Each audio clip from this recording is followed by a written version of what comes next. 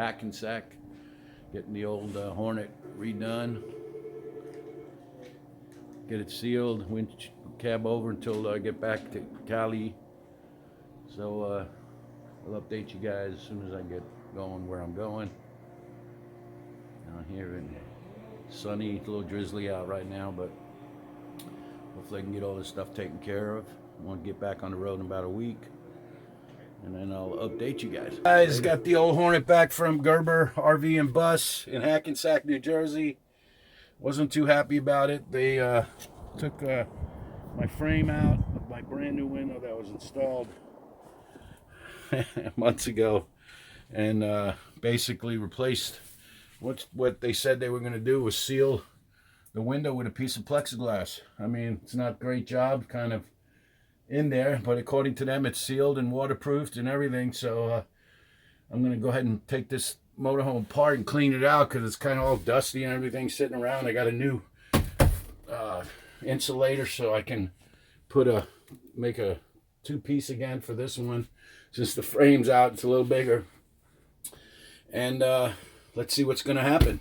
I'm going to air this thing out a little bit, get a little fresh air in here, clean up the mess, and get it all squared away. Everybody loves when I say squared away. Sorry, it's kind of dusty and dirty and stuff in here, and I'm going to open the windows up and get some air going.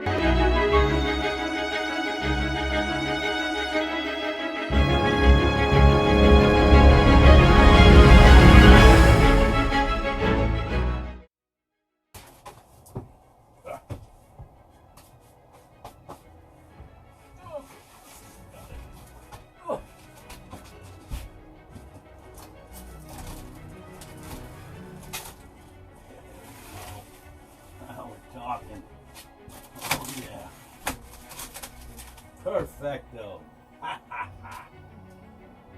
That's what I'm talking about.